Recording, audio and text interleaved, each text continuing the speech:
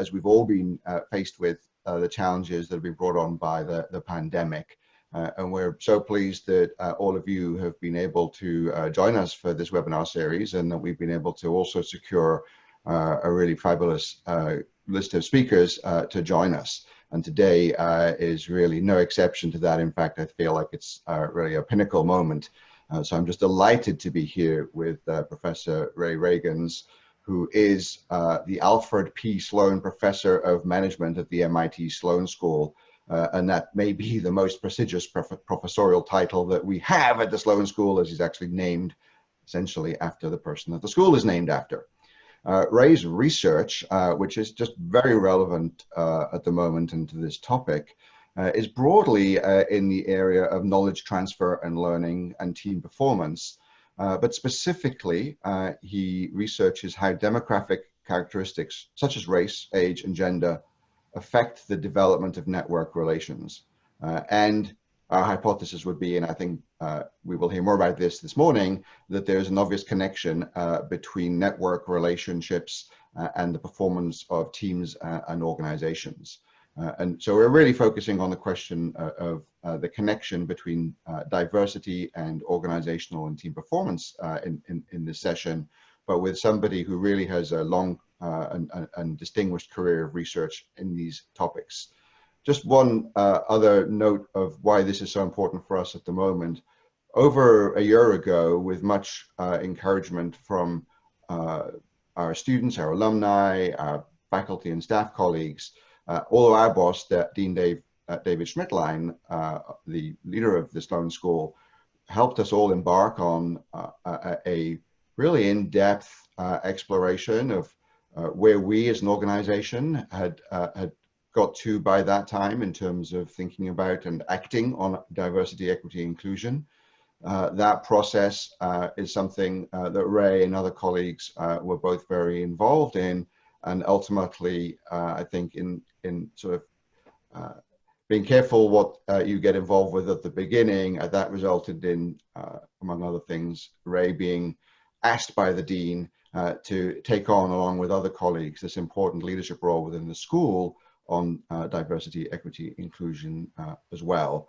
And so this is really very front of mind for all of us here as a set of issues and questions that we're looking inwardly as much as outwardly. So this is really a special webinar for us today. So we're going to cover with Ray questions about interpersonal relationships inside the organization, the performance of work groups and teams, and the kinds of climates and work cultures which are more conducive to individual attachment and performance. I think this is going to be fascinating. I'd like to really, if we can move forward onto the next slide, just remind you all that, I should say that Ray teaches in executive education, of course, but also, as you can see here, he teaches some very important courses in our undergraduate programs at MIT.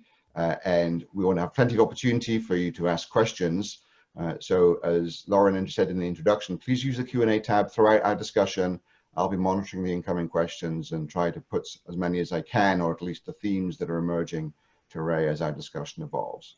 But with that, Ray, if I may, I would like to hand the virtual microphone to you, and the floor is yours. Thank you, Peter. So two statements are true. The first one is that is an interesting title and chair, but everyone's not at risk for getting it. It depends on when you join Sloan. And so I joined at just the right time when the chair was available. So it is a nice chair to have, but it's also about being at risk. It's about opportunity, let's say it that way. The second thing is, you said be careful when you get involved. I happened to get involved in our analytics program out of concern that we weren't teaching them enough about organizations. And the end result of that is I now teach an organizations class to our undergrads on analytics. And I also teach an organizations class to our MBIN students on analytics. Totally unplanned, but a function of getting involved. It's been fantastic. You described a new journey that we're on as a school. We're on our own DEI, diversity, equity, and inclusion mission at MIT Sloan. And I have to tell you, it's been empowering. It's been, I have to say we work a lot, but it has inspired me in ways I didn't imagine. And I'll just mention a few reasons why I said yes when Dave asked me. The first one is my good friend and colleague, Ezra Zuckerman, had already made significant progress on improving the Sloan School with respect to community. The second reason was it would give me an opportunity to work with Fiona Murray, someone who I consider to be a good friend, but we never found time to do anything together. We thought this would be a great opportunity to do something together. I didn't know it at the time, but Dave has turned out to be an amazing partner on these issues. Exactly the kind of, I wouldn't even use the word boss, I would say leader that we would all hope to have. He's someone who simply says, well, tell me, how would you like to solve this problem and how I can help? I can't think of a better leader. The second reason I said yes, that's not the second, I'm already on to my fourth. The fourth reason I said yes, the Sloan School, we do a significant amount of research on this topic. And so as we were thinking about these issues at Sloan, Fiona and I knew that we could draw on the research that we're doing and also the research that our colleagues are doing. And so we saw this assignment as an opportunity for mind in hand. We've done a significant amount of research on these topics, and the Sloan School became, in some sense, a laboratory for putting those ideas into practice. Sorry, I do have a dog and I do have a sense of humor. I'm sorry, Peter, it has to be a tangent. My 10-year-old plays baseball and swims, plays the cello. She asked me for a dog. I couldn't find a way to say no during this time. So yes, we do have a new puppy. What do we want to talk about today? Today, I want to talk to you about 3 ways that you can manage demographic diversity. And you'll see that I've taken a very general approach. Well, you will see I've taken a very general approach to thinking about diversity. This isn't to say that all demographic characteristics are the same. They're not. Race, gender, age, physical disabilities, they are not the same. And yet, there is something to thinking about them through the same analytical framework. I'm going to quickly take you through 3 projects. The first one emerged from a session very much like this one. My advisor was presenting to some executives, and at the end of the presentation, a manager came up to my advisor and said, I have an issue and I need your help. The women and people of color in my organization give each other more positive peer evaluations during the peer review process. And I'd like to have a way to reliably adjust them down. And my advisor responded, I'm not sure that's what you would like to do. I have a graduate student who's thinking about these issues. And I think if you shared your data with him, he could share with you some interesting insights about why you're seeing those effects. And so that's diversity in relationships. That's the first project I want to quickly describe to you. And here was the basic idea. Imagine that 2 people who share an attribute, in my case, it would be an African-American man, and we're working in the same organization. And the question was, what kind of relationship would we have with each other? And the work that I was doing assumed 3 actually very basic things.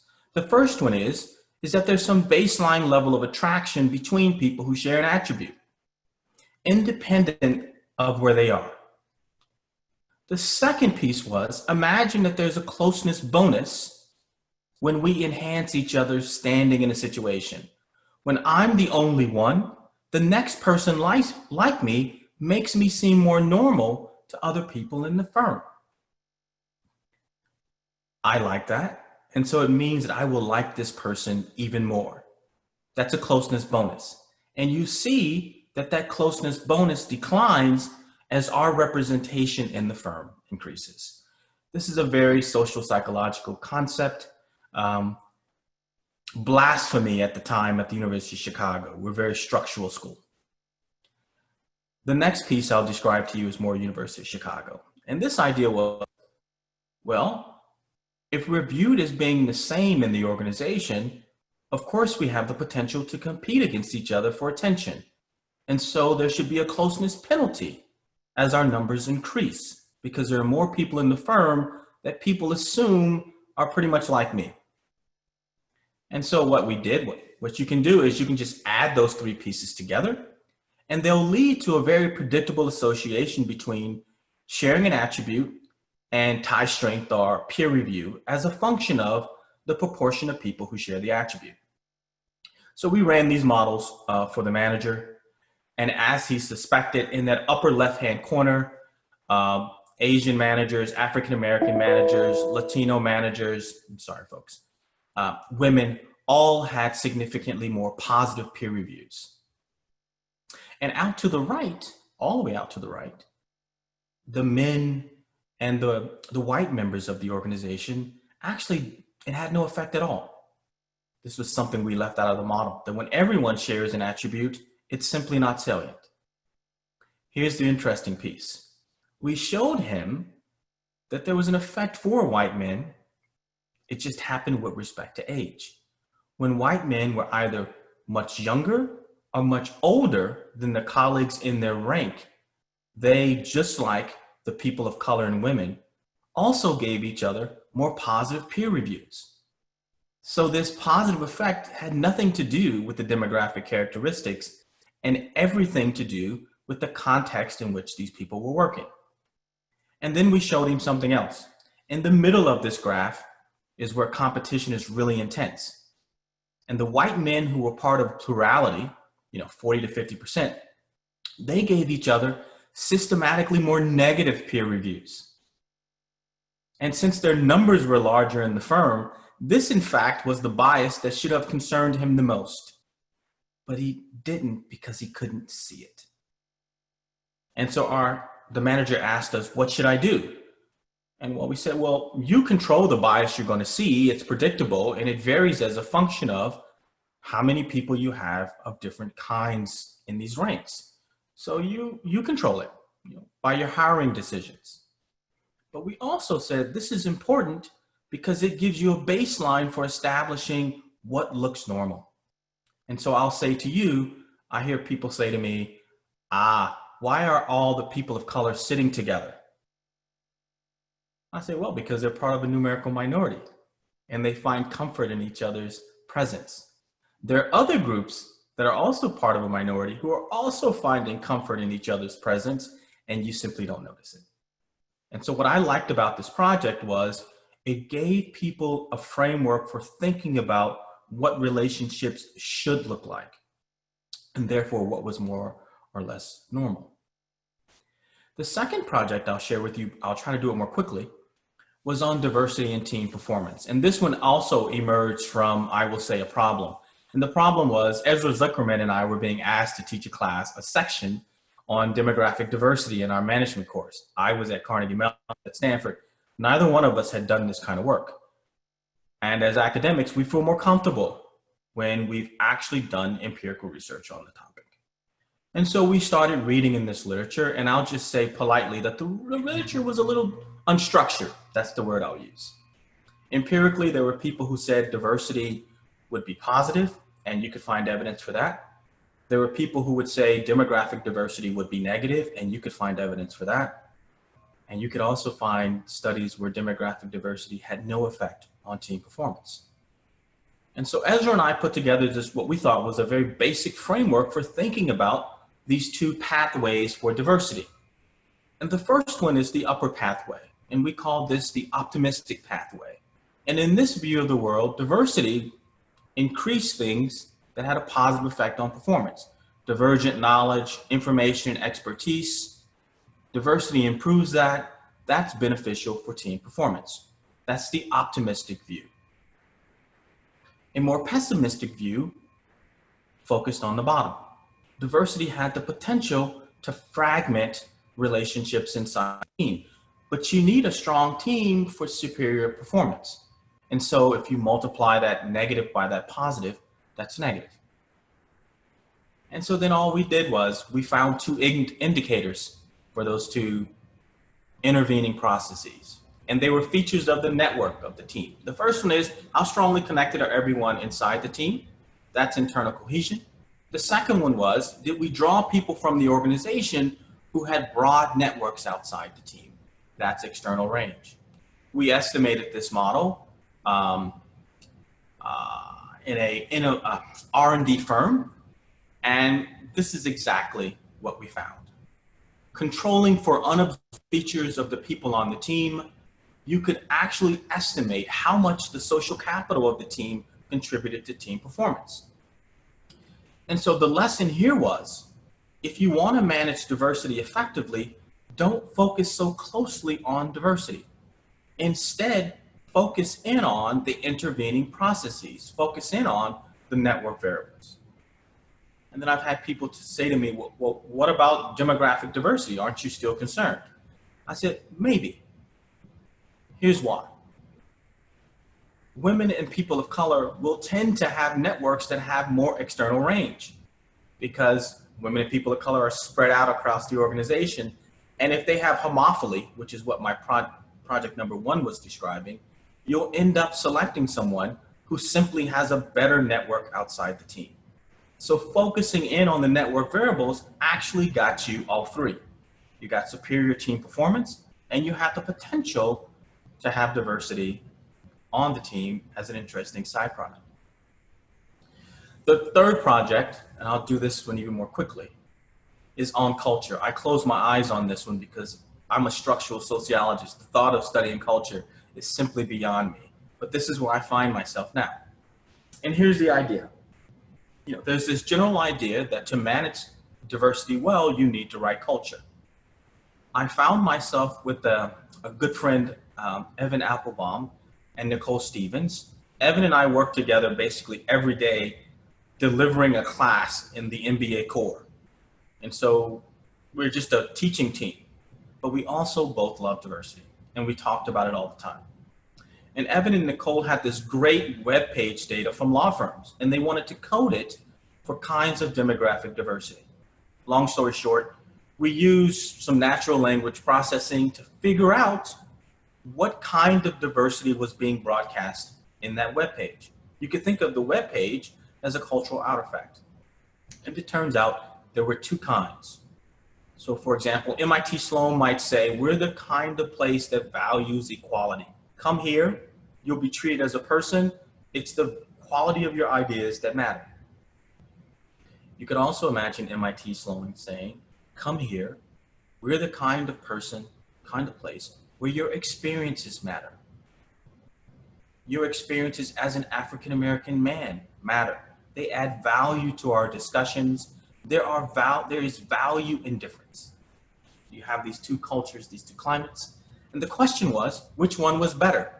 Unfortunately, no simple answers. It turns out that the women did better in the value and difference culture or climate, while the African Americans did better in the value in equality. But there is a silver lining for someone who wants to manage both. Just look above you a little bit. It turns out that it wasn't about being a woman or an African American. It was about their level of representation. When people of any kind, and we went into the lab to establish this, when people were part of a small minority, meaning they were out to the left on that first graph above, those are the folks who did well in a value and equality condition. When I'm part of a small minority, I worry about my sense of belonging. And so a firm that says you belong is more appealing. As your numbers grow, and we found that effect for African Americans when they were small, we found that effect for women when they were small. We then manipulated the size to a higher proportion. And when that number increased, women and African Americans both excelled in the value and difference condition. Again, when my numbers are relatively large, remember competition is the issue. I worry about how I could add value. A firm that says you add value just by being you is simply more appealing to me. this is where I spend a bit more of my time now thinking about creating the right climate for an organization. And I hate to admit it, but there's some real interesting features of organizational culture that I find myself thinking about all the time. I could say more, Peter, but I think I'll stop there. Thank you, Ray. We've been getting a lot of questions, so let's try and get to some of those. And a couple of themes I've seen coming out from the comments. One is, as you were just talking at the end there about culture, to the extent that I think there's now, correct me if I'm wrong, but there's really sort of a growing body of research that shows really in a sort of a fundamental neuroscientific way, all human beings are, we have biases. We may be aware of many of them, we may be unaware of others. But as you've been studying these questions, are you getting the sense that there are structural solutions to that? Or is it really, as you were just saying at the end, much more about sort of the culture and the society, that the values that we want to create and espouse? So yes, both questions. But culture is just, so first of all, we know people who have a growth mindset. I'll start there. People who have a growth mindset. These things, these biases are actually less relevant for people who have a growth mindset. They're more flexible, right? And so the beliefs that they enter a situation with, they're malleable, they change, right? They grow. It's a learning curve. I also study learning. Culture's clearly the long-term solution, but it's the long-term solution. And so that's actually where Fiona and I are focusing our efforts, but it's actually based on the research being done by other people. And so we're going to start with structural solutions. For example, we know that these biases are often more likely to come up when you have unstructured interviews. We know this from Fiona's work. And so, steps that we're taking are to introduce a more structured process for interviewing students, interviewing employees. The community that we're trying to create at Sloan, One Sloan, smart enough to know that we're smarter together, all of that is cultural. That takes more time. Right. So I think advancing on both fronts is very important, as you were saying. Also, quite topically at the moment, there are some questions about, maybe it relates to culture, but also structure. Much of the research, I think, that we probably can talk about in this space is based on, let's call them somewhat traditional organizations and offices that are very physically where many people are physically co-located. Over the last few months, we've all been experiencing, many of us, what it's like to work in an organization where we're all spread to different locations and interacting virtually. Is there anything already in the research that can shed some light on that situation, or are there any questions that this virtual working environment is creating which will be helpful or not helpful, or that you think that we need to do more research on? I don't think I've barely had time to take my daughter to her baseball games, given these new assignments. I've done very little research. I have observed something, and I've heard something. And the first thing that I've heard is, it turns out that people are much more willing to be vulnerable in Zoom than they are face-to-face, emotionally vulnerable. That means many of the things that we would have a hard time doing in a classroom, we can actually do in a Zoom room. A second thing that I observed, and I observed this when I was teaching in the spring, class participation was just more egalitarian, right? Hands went up in the panel, I could just tick them off. And when you looked at the class participation scores, right, it just looked smoother, right? There was, quote, less what you might want to call bias of any kind in it, because who wanted to participate was there, right? The risk set was there. You could see when someone raised their hand, and if all you did was call on them in the order, you got an egalitarian outcome. So those are just two anecdotes. I'm sure there's been great research being done on this out there. I haven't had a chance to read it.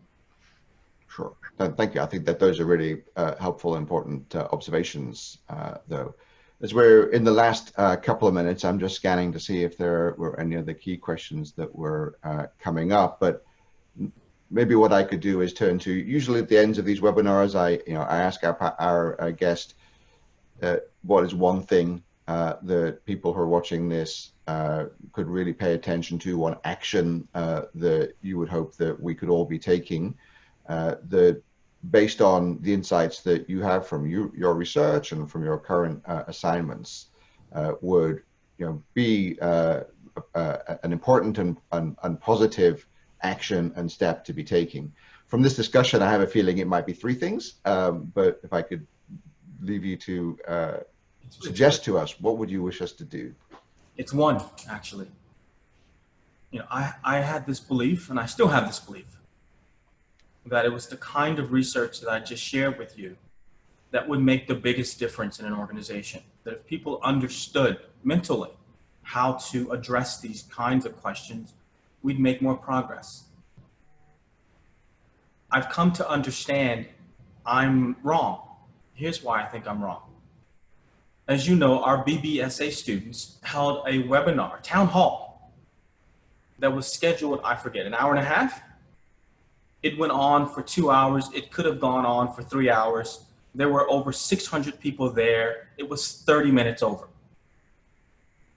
And what they shared was how they felt and how their experiences in our community made them feel when they didn't hear from us.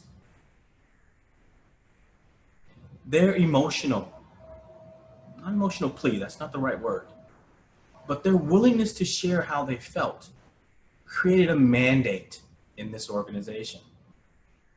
And so what I learned from that is the real power, or one source of power in this, is a willingness to talk about these issues that might make us feel uncomfortable. Talk about race, talk about gender, talk about inequity. If I had one piece of advice, I say do that, because now it's top of mind. And then how to think about it becomes the next step to do. If we don't talk about it, it's not salient enough for us to do anything about it. That's what I would say.